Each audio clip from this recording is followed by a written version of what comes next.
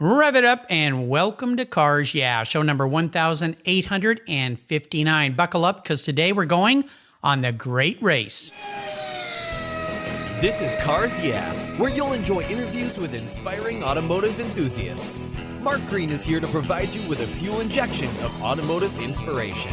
So get in, sit down, buckle up, and get ready for a wild ride here on Cars Yeah.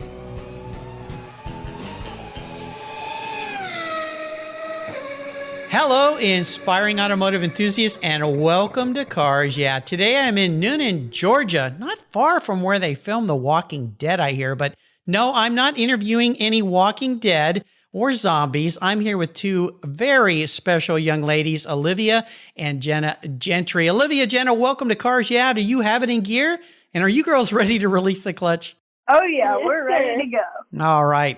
Well, my listeners will understand in a minute. These are two pretty special young ladies because they did something that kind of rustled the automotive sector. But before we jump into what you did and you sharing what the whole adventure was all about, I'm going to ask you to share one little thing that maybe most people don't know about you. So let's start with Olivia. Let's see, something most people don't know about me.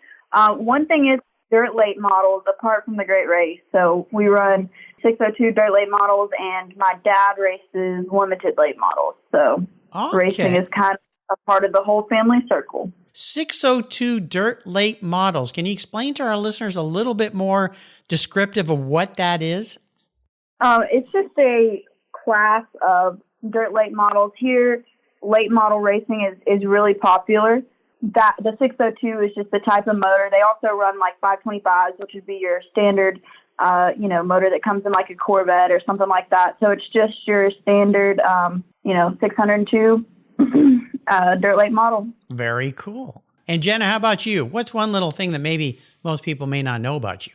I feel like most people around here know this, but maybe not as much so like on the Great Race level. I have an apparel line called Sweet Victory Apparel, and I've been in the clothing business ever since I was 14 years old, so that's my throw into it. But I also have a souvenir trailer that I take around to all the dirt late model events around here, so I'm in the racing world as well in a different way, but it's in the apparel industry, not personally racing in dirt tracks. Well, very cool. Two very young, ambitious women I've got here, which is great to hear. Now, you two are fairly young. May I ask what your ages are?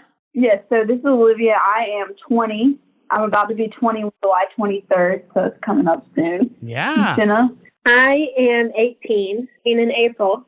Okay, cool. Well, like I said, we have two very ambitious young women who love automobiles, and let me give you ladies a proper introduction, and then we're going to talk about this wonderful adventure you took. Genna and Olivia Gentry are this year's grand champions. That's right, the all-out winners of the Great Race. It's an annual event.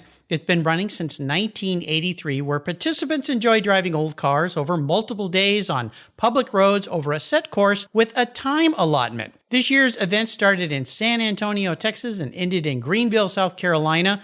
Olivia and Genna drove a 1932 Ford 5-window coupe powered by a 21-stud flathead V8 with a 3-speed manual transmission in a bright red finish on bright white wall tires. They were born into a family with a passion for motorsports. It's no doubt that these two are the new force to be reckoned with in the future great races to come. Olivia is a licensed realtor who in her spare times, as she said, likes to race in the dirt. And Genna, of course, has her own motorsports-based apparel company titled Sweet Victory Apparel Company. We'll be back in just a minute to talk with these two young ladies, but first a word from our valued sponsors. So keep your seatbelts on. We're on the great race today. We will be right back.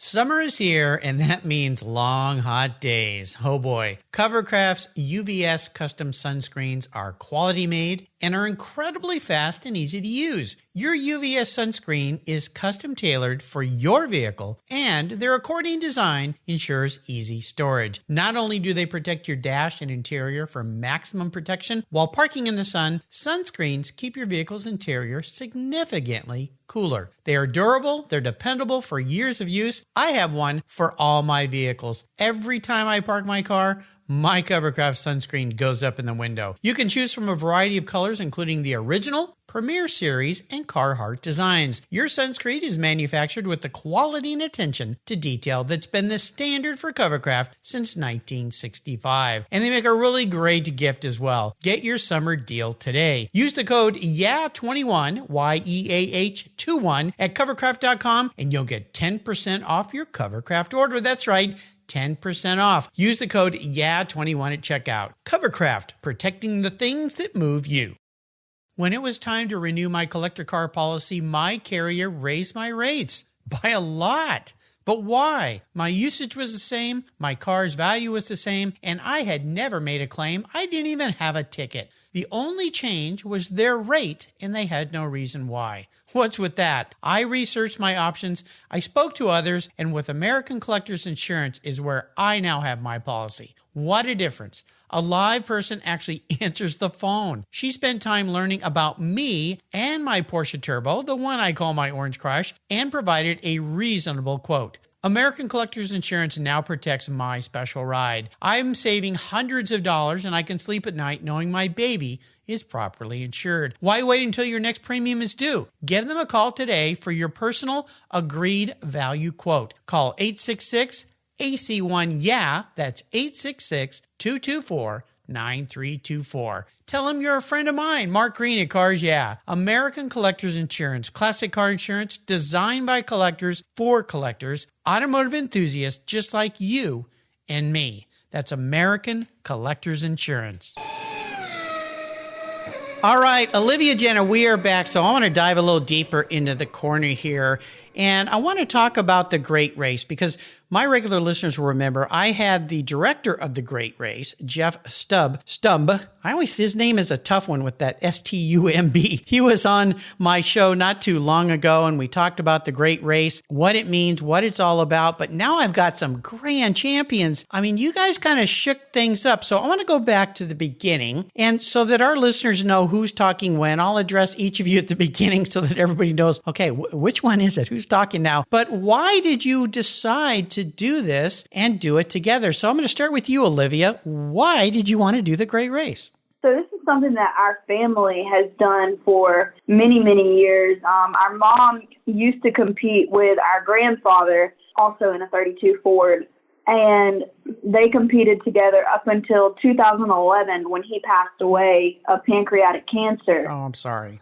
Well, it was sad, but it also brought a new light to it because at that point, our cousin Jody Knowles stepped in and kind of allowed us to continue to rally. Since then, we've still been going on the race each and every year. Jen and I have ran support. We've been staff members. We sold programs for many years. And then when I finally was old enough to compete, we knew it was something that we wanted to do, and that's kind of why we're here today. So we really all owe it all to my grandfather, but just thankful to continue to do it and hope we can continue to do it. Well, this is pretty cool because having family members, then you had some coaching and some ideas of what to expect because this kind of race is a bit challenging. It's not really a race off full out speed. It's kind of a time distance deal. For you, Genna, how important was it to participate in this event that your family had been a big part of, and you too? It's very heartwarming. You know, I feel like after you've been on the event for so long, then it's like family. Everybody there with you is like family. So yes, we all pick our family on the race, but also once you get there, you have those people that you spend the 2 weeks with for, it's like a whole new family there. So whenever you go home, it's like you don't really see each other. I mean, of course, we keep up with each other on social media and such, but those 2 weeks are very special for us, for all the memories that we've had in the past and how we really started. This year kind of meant a lot to us. I really felt like we were trying to do it in honor of our grandparents. Both of our grandparents on both sides were very into cars and everything like that. So I feel like we were honoring them well and hopefully making them proud. Well, no doubt you did. I mean, you come out, and this was your first time, Genna, first time you two competed together in this race, actually driving? So, no, sorry, that was Olivia, but this is Genna again. No, sir, that was not our first meeting. We've competed this was our fourth year. Okay. But the first year we competed, we won the rookie division. The second year we competed, we were second in sportsman division and in the top 10 overall. Whoa. I think we were eighth that year maybe. And then third year we won expert division. And I can't remember exactly where we were overall. We were in the top 10, I know that, but I'm not exactly sure where in the top 10. Probably top 5, I'm sure. I can't remember exactly. And then this year we won the whole event overall, which is very rare for people, to do that soon. I was not expecting it to happen that soon. Usually people compete for years and years and, never even get close to winning the race. So for us to do that, it was crazy and definitely was not expecting it. It's not something that happens very often, and few people have the chance to win the race, and especially this soon and at a young age, and being the only women to ever win, it's crazy. It's so impressive. I mean, it really brings a smile to my face, the honoring your grandparents, having done this for as long as you have, and even at your young age now coming out winning and being the first women's team that won. I mean, bravo, you girls go, as I always like to say. Olivia, what is your favorite thing about participating in the Great Race, other than winning? Wow. Yeah, obviously we're both pretty competitive, but just in general, it's such a great event. You're surrounded by so many amazing people, but I have to say for me, just the family aspect of it is so huge. Our whole family goes. Our dad runs support for us, and then our mom is competing, and our cousin, he drives for my mom, and then his wife, and they've got 3 kids. So they all come on the race, and it's just, I love that so much because I know whenever I was a kid, I grew up on the race, and I remember so many memories that just really made me who I am and changed me. And now I see his kids get to have that same effect, and it's so cool, and I'm just so thankful to be a part of such a great event. Well, Genna, on a race like this, do you both share driving? Do you each drive different legs of the race? No, sir. On this event, pretty much, I feel like you have a job and you stick to it. Very few, if any, drivers and navigators that I know of do switch. Usually it's like the navigator, you have to go through basically training and trial and error to learn what works for you and your car. And same thing with the driver, for the driver to be consistent and everything like that. So I think it's just kind of one of those, if it ain't broke, then don't fix it kind of thing. Yep. So we just kept on ever since the beginning. The first year we started, Olivia was 16 and I was 14. So from that point on, we've always stuck to that. We've never tried to switch just because she was the only one old enough to drive. And Right. So I practiced navigating through that, and it worked out because I'm better with numbers and Olivia is more like reading smart. If you go back through school, she's always been more so the literature person and I'm more so the math person. So Yep. It works out well for racing, for this kind of racing, who was able to drive and who was able to do the calculations and everything like that. So it's just kind of worked out well for us to keep it how it is and stay like that for right now. Oh, that's pretty cool. Now, Olivia, explain to the listeners a little bit how this type of, because they call it the Great Race, but as I mentioned, you're not racing on public roads. It's more of a, if I'm using the term right, time distance type competition where you have to calculate where you're going to be at certain times and it ends up with points. And then at the end, the person that has met all those stops, I guess, or those check-in points, is that how it works? Or can you kind of walk us through how this whole thing happens? Yeah, so Great Race produces a course. John Klassen is our rally master, and every year he produces a phenomenal course for us. And that course is essentially ran by a computer, and the computer runs the course perfectly. Mm-hmm. When we are rallying, Genna has a stopwatch, and they give us instructions 30 minutes before we leave each day. Those instructions might say, turn right on the first paved road, or decrease to 30 at the curved arrow to the right, or stuff such as that. And we are supposed to run the course as close to perfect as possible. And there's random checkpoints along the way that we don't know where they're at. And so you're essentially trying to run perfect for the whole day, mm-hmm. or as close to perfect as possible. And if you get to a checkpoint and say you were a second early or a second late at that leg, you would be penalized for that second. Sometimes people are minutes off, and sometimes you're 15 seconds off, and sometimes you're perfect, So it's a constant battle with the stopwatch, and I'm sure Genna could tell you more about that than I ever could. But you're trying to stay on time all the time, and it's kind of like a scavenger hunt on wheels, I guess. Well, it sounds very, very technical. So, Genna, you sit there, you're watching the instructions, you're guiding your sister along, saying, go here, slow down, speed up, go. I mean, wow, that's got to be so complicated. I've done a couple of these with my son when he was young in our sports car. The first one, I will say, we came in dead last. we didn't do very well. It was so confusing. And of course, he was only 8 at the time. He'd never done it either. And he's saying, Dad, speed up to, no, wait, slow down. I don't know. Tell me what to do. I don't know what to do. We finally pulled over and kind of got our bearings. Maybe that's why we came in last, but it was certainly fun. So Genna, maybe walk us through a little segment of what it's like guiding your sister. And does she ever talk back to you and say no? Or does she just do exactly what she's told?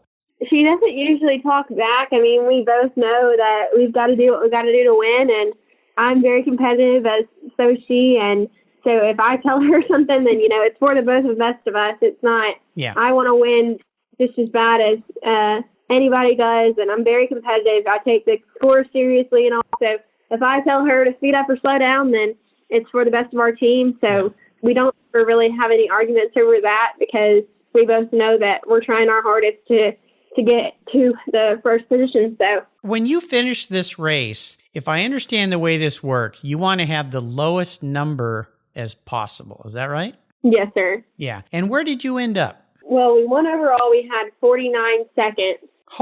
Okay. This is incredible. This is over how many days? Over 9 days. 9 days. You had courses to run every day from Texas to South Carolina, and you were only 45 seconds ahead of where you should have been. That is incredible. Is that number a number that a lot of people are they all around that under 1 minute mark, or are you just two phenomenal people? Okay. I actually have the scores pulled up now, so I can tell you exactly. So total, you also have a factor that comes in, which is like how old your car is. So we are in a 1932 Ford. So we have a pretty good factor, not as good as some people. Some people in a 1916 Hudson have a lot better factor than we do. So that also plays a part in the competition. Total 51 seconds, that's not factored. And if you factor our score, which means you multiply it by the set factor that they have for the age of your car, our score was 41 seconds. Wow. So there are a lot of people in that bracket. We were actually the only people with under a minute total score. Second place was our mom, and she had 1 minute and 2 seconds total score. And then factored, she had 50 seconds. So at a factored score, we beat them by 9 seconds, which is a pretty good lead in great racing, because it's a second early or a second late. So that's a pretty big lead. And right behind her was one of our other good friends, and they had 51 seconds. So there was only a 1 second difference between them two. And then there was a 9 second lead that we had on our mom and cousin. Holy cow. It's just amazing to me. Over a 9-course day. A friend of mine and past guest here on Cars Yeah, Brad Phillips, he ran the great race this year as well. In fact, he just moved out here from the East Coast. He's going to be a neighbor of mine very soon here. He's working for LeMay Museum. And of course, Wade Kawasaki with Coker Tires, he was there. Got a great picture of you two and Wade with the winning check. You guys got a nice little payday. How much were your winnings? We won $50,000. Wow. Incredible. Well, again, congratulations. Now, driving the car that you're driving, did you have a lot of seat time in this car, Genna? I personally don't really drive the car much around town. Anytime, any rally we do, we're always in that car. But other than that, I don't really ride around in the car much. Olivia does drive it a good bit around just to make sure everything's running right, so that it makes it away and all. I mean, the best you can, just making sure it's all running smooth. But other than whenever we're racing, I don't really ride in or drive the car much. So, Olivia, your impressions of driving a 1932 Ford for 9 days straight and having to concentrate the way you did, give us a little bit of your impressions of that type of a vehicle on this kind of a race. Because I'm guessing, was there any air conditioning? It was kind of hot. It was definitely hot. There is no air conditioning. We do have a cow vent, though, so that helps a lot. Although the problem with the cow vent is bees continue to fly in. Oh, no. This is the second that we've had this problem. Bees fly in while we're on the clock, and I've gotten stung both times. Oh, no. So that is the only problem with that. But it's definitely warm, but as far as the car, I mean, it honestly runs and drives great, thankfully, knock on wood. But I can't have any complaints. I can't go over 53 really, but apart from that, It's not a bad deal. No, it's not a bad deal at all. Now, that cowl vent, maybe a screen or something to keep those bees at bay would be a good idea. I'm thinking that's going to be something we add because it's definitely effective. Whenever those bees are coming in and you're trying to maintain speed, it becomes kind of used. So I'm definitely thinking we're going to need to add a screen or something to help with that. Yeah, no doubt. So, Genna, if you're going to advise someone else who says, hey, I want to do this race, what kind of advice would you give them? I would say, you kind of have to run your own race. Don't pay attention to the other people around you, which, yes, sometimes that has gotten us in some trouble. But for the most part, if we do see a car come up on us or, we get close to another car, I tell Olivia, we just got to run our own race because there's so many mistakes that can be made. You don't know who's right and who's wrong. So if you're guessing off of them, then you don't have any kind of accuracy to base it off of. So definitely I would say run your own race and don't compare your scores with other people. If it's your first year, you can't come and compete and compare scores with someone who's been doing it for 5 years. That's just not possible. So I would say try to win your division. It's more so what to focus on. If it's your first time racing, I would say focus on your division. Our first year, we won the rookie division. Then you move up from division to division and just try to keep on holding your own in your division, and eventually you'll make it to the number one spot and stay there. So I didn't think it would happen, but here we are. Well, here you are. A lot of hard work over those years. And Olivia, what's your recommendations to somebody who wants to participate in this great race? As far as driving wise, I would say just know your car. Really drive your car a lot and know, how long do you think it's going to take you to get to a certain speed or stuff like that. So I would just say drive your car and know your car and trust your navigator. Like she said earlier, your navigator's on the same team and y'all are both trying to accomplish the same goal, and you're going to want to sit there and argue and fuss and fight, but you just got to trust your navigator and go with your gut and run your own race. Great advice, you ladies. Wow, that's how you get to the winner's circle for sure. We're going to take a short break for our sponsors. We come back. I want to ask about perhaps what the biggest challenge was at this year's event. So keep that thought in mind, and we will be right back. We'll make sure the bees stay out of the cowling too. I've discovered Linkage. It's a new quarterly publication and website that covers the automotive market, driving, restoring, collecting, and discovering your passion for motor vehicles. Linkage is about experiences, opinions, and values. Linkage is an actual informed, reasoned opinion based on first-hand experiences. A talented Linkage team covers the automotive world, the people who share your passion and mine, smart, considered, rational, and experienced opinions, ones you can learn from and grow. That includes our passion that drives auctions and the collector car market.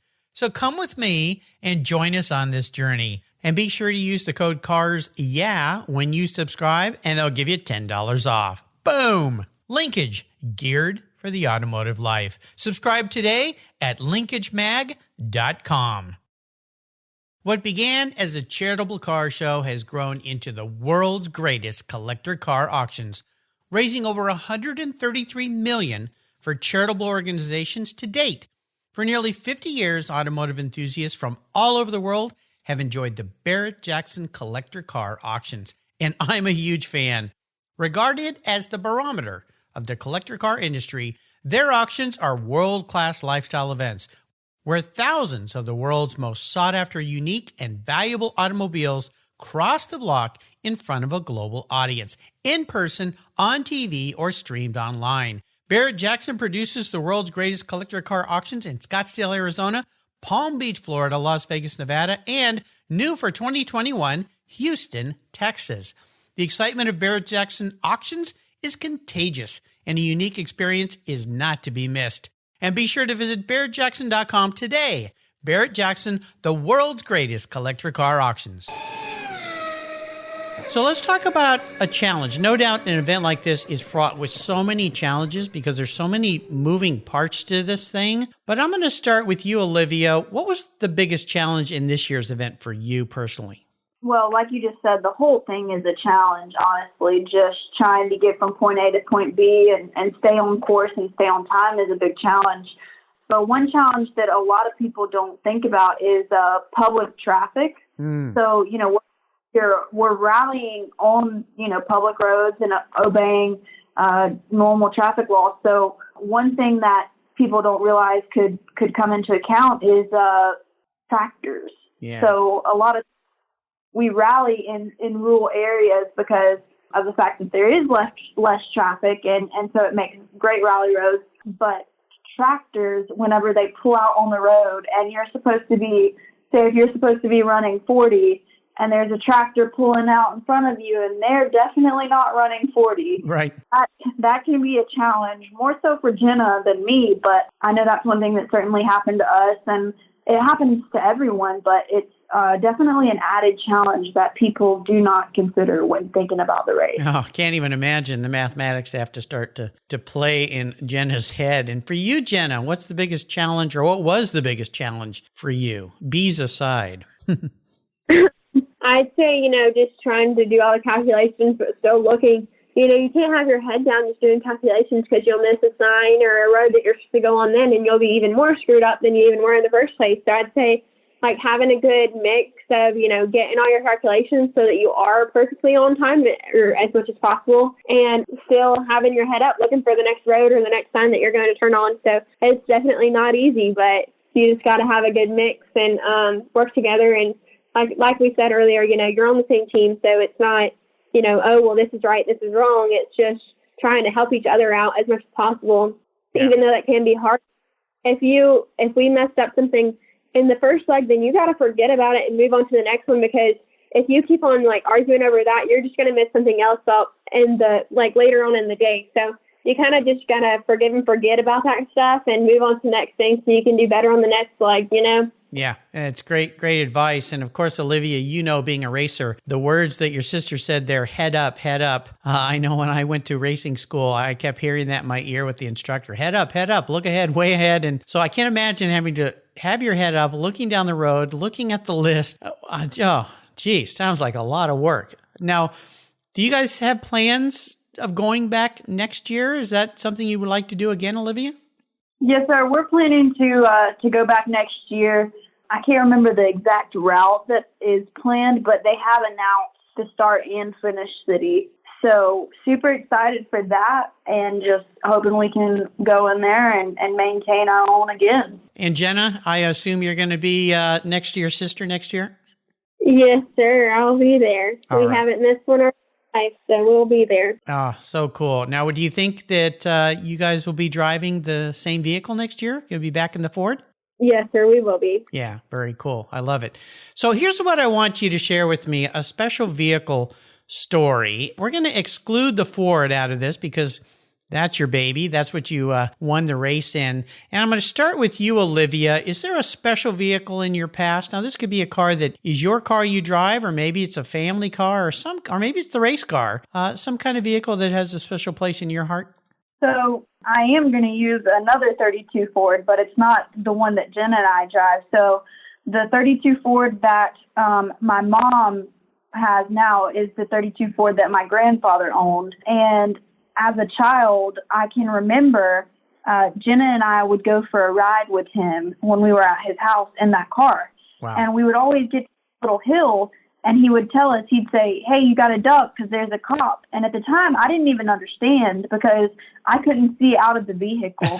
But what I would always watch is he wore these they were loafers, and there was little tassels on the loafers. Yes. And I remember as a kid, I would watch those tassels bob up and down, moving from the clutch to the gas brake. And that's really why we wanted a 32 in the first place, is just because we have so many memories with his car. And so that's got to be my favorite car story, I suppose. Isn't that fun? Your grandfather's tassels on his loafers. That's pretty darn cool. How about you, Genna? Is it the same vehicle, same story for you?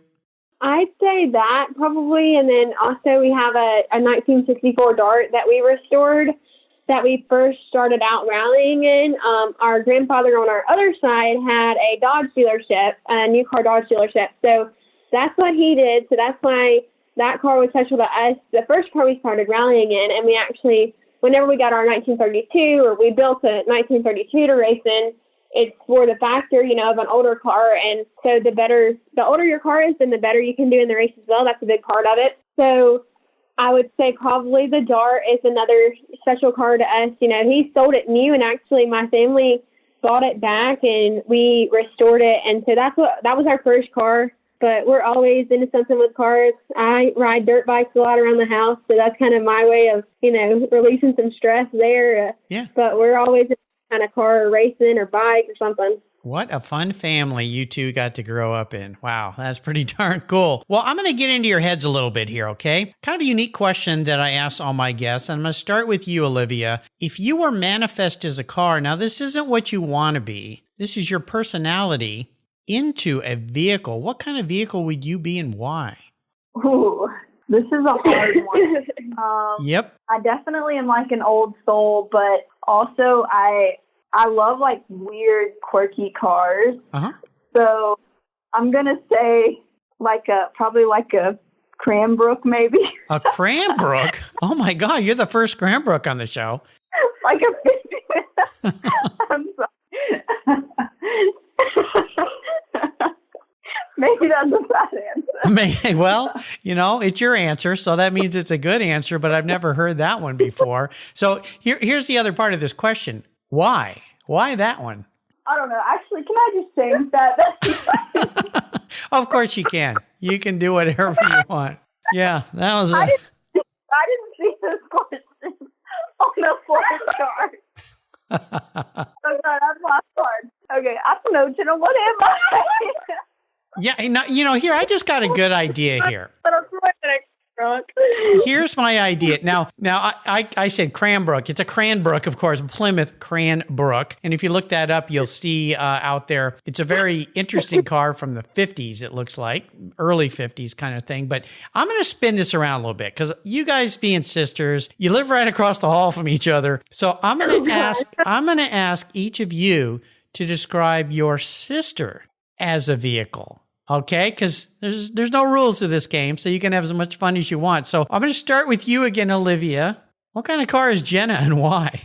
Okay, what kind of car is she? Yeah. If she woke up tomorrow and she was a car in the garage, she'd definitely be like a 57 Chevy, without a doubt. Okay. Like leather interior, like a 350 Trans where she can really go fast. Okay. Like she's a hardcore 57 Chevrolet. Oh. Maybe either a teal blue or like a maroon red with white wall tires. Like I said, souped up so she can go fast. And definitely like shined up, convertible, without a doubt. She's a 57 Chevy. There you go. Well, that's pretty cool. Okay, now Genna, it's your turn. What is Olivia? And I don't think she wants to be a Cranbrook. I'd say maybe a Volkswagen Bug. A VW Bug. Okay, why a VW Bug? Just, you know, different, stands out, always going a little slower. You know, she don't go real fast whenever she's not in a race car. That's what they're call her Turtle. So I feel like that sticks out. Okay, I got it. Well, that's not bad. Everybody loves the VW Bug. So, and of course the 57 Chevy. So I think that's great. I'm glad I mixed that up a little bit. It makes for a little bit more fun. I always like to ask my guests to suggest a great book. So Genna, is there a book that you've read that you'd like to suggest to the listeners today? Oh gosh. We both probably haven't read a book since high school. But I would say I'm very, my favorite, honestly, the only thing that I read is more business-minded stuff and then devotional books. That's okay. So say one thing, which I don't hide this at all, but my favorite, so something that I read every day, and I don't read a lot, my whole family knows that. Everybody knows I don't read much, but I would say probably the Sarah Young devotional book. Uh-huh. It's very good, and I feel like it helps you just, to be a better person in your everyday life. And so that's something that I can read daily, and it helps me with what I'm, being a better person all the way through, and just, living life to the fullest I can. That's awesome. That's great. I love it. And how about you, Olivia? Are you much of a reader? Maybe not big time, but... I'm not a big reader. No. She is a big reader. She reads a lot more than... Does she? Yes, but I don't like long books. Like, I'm the type of person, like, I can, if a Hemmings magazine is right there, like, I'll pick it up and I'll read 3 articles, but I don't read, like, long books per se. Okay. Like that. But see, I'm trying to think of something I've read recently. I did read Sadie Robertson's more recent book. I can't remember exactly the name of it, but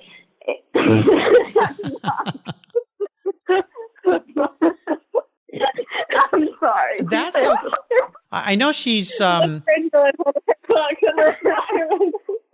read the most recent one, but I don't remember the name of it. That's bad. I have read the book Live Original by Sadie Robertson, but that's not the most recent one. That's like the first one she came out with. Is Here, it? I'm using my phone to... Here, I'll help you. I can't look this stuff up. I'll look it up. I didn't look Sarah Young up. Well, Sadie Robertson. There is a book called Live, Remain Alive. I think that came out in 2020, so that may be it. Yeah, Live. Yeah. That's Live. Oh, Live. Duh. Live. Yeah, there we go. Live. Well, I'll make you two crack me up. I'll make sure that I put links to these books on your show notes page, and so the listeners can go and check them out. We're going to take one more short break and compose ourselves here. I'm here with the silly girls, the Gentry girls, and we'll be right back because we're going to go on the ultimate great race. I'm going to twist this one up for you, so sit tight. We'll be right back. Did you know that less than 3% of all automotive technicians in the United States are women? You may not be surprised, but you should be concerned because our country is facing a massive technician shortage right now. Skilled, qualified techs are in high demand, and we need young women and men to consider these careers as a viable path to a fulfilling life. I've interviewed hundreds of women in the automotive sector here on Cars Yeah, and I know that women make great techs. That's why I support the nonprofit Tech Force Foundation and its Women Techs Rock initiative to ensure women see themselves in the profession, the industry, and the workforce. Learn more at techforce.org today.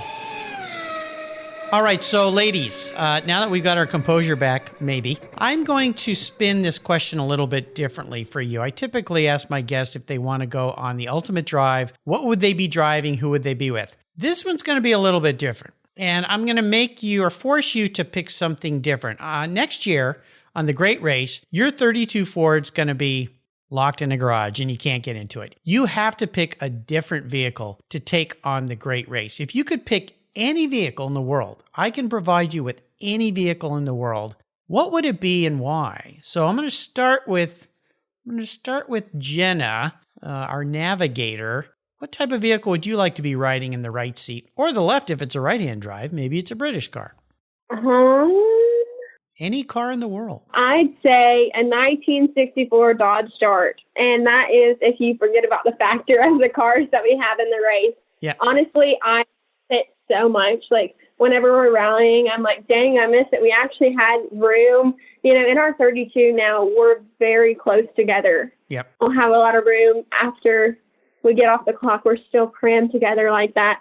And I really miss our Dart. I loved that car. And it was very comfortable and enjoyable to ride in. Nice. Whereas our two were a lot closer together and it's not quite as comfortable to me. Long legs. So in our 32, legs are pretty crammed up. But in our 64 Dart, I had plenty of room and it was really comfortable. So I understand. Olivia, since you're the driver, what would you like to be driving?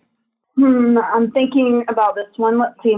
Probably a 16 Hudson. It's an open cockpit car, and it probably wouldn't be the most comfortable car, but I'd like to drive something like old and just see if we could hang and see how that aspect of driving would. I know it'd take a lot longer to get up to speed and be harder to maintain speed, but I think it'd be challenge. Huge challenge. Yeah. Well, that's cool. I like that approach. Ladies, you have taken me on an awfully fun ride today. And this has been great. I'm really proud of you because even though you've been doing this race a while, to end up where you did, first women's team to win and do it the way you did it, my hat's off to you. I mean, I think I don't think you surprised a lot of people, but I think a lot of people went, wow. Oh my gosh, the game's been upped now. Next year's going to be even harder to beat these two. If you could leave us with a parting piece of wisdom or guidance, a mantra, a quote that you live by, what would it be, Genna?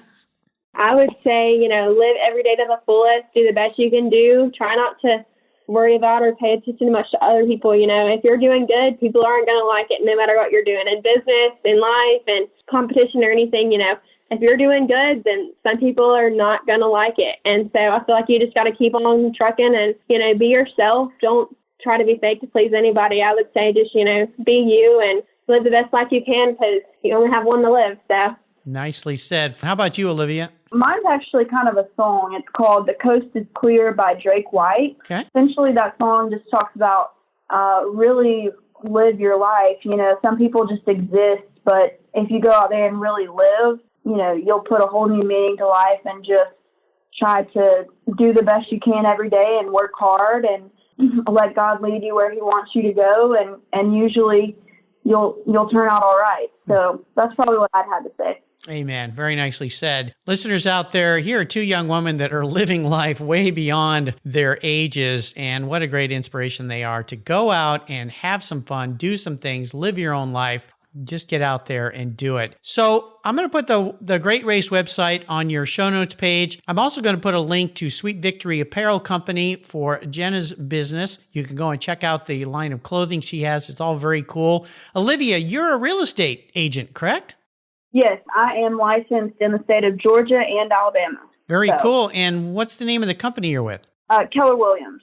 Keller Williams. There you go. I'll make sure I put a link to that as well. If you're buying some property, a home, selling, whatever, Olivia is your lady to call, especially if you're looking for a house with a lot of garage space. I think she can help you out. Oh, yeah. You can find everything on the Cars Yeah website for our show today under Olivia and Genna, Genna. Last name is Gentry, Gentry. And I want to do a shout out to Nick Ellis. He was just on the show a few days ago. He's the executive director of the RPM Foundation. He introduced me to these young ladies. I'm so happy that he did, and I'm so happy that we could have you on the show. I want to thank you two for being so generous and so inspirational with what you're doing with your life. Really, really cool. Until you and I talk again, I guess I'll see you both at the next great race. Sounds great. Thank you so much. yes, sir. Thank you for having us. You're welcome. This has been a lot of fun. Thank you so much for joining us on today's ride here at Cars Yeah.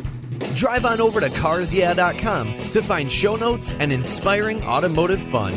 Download your free copy of Filler Up, a fun book filled with gorgeous photographs of fuel filler fun, including quotes from more inspiring automotive enthusiasts.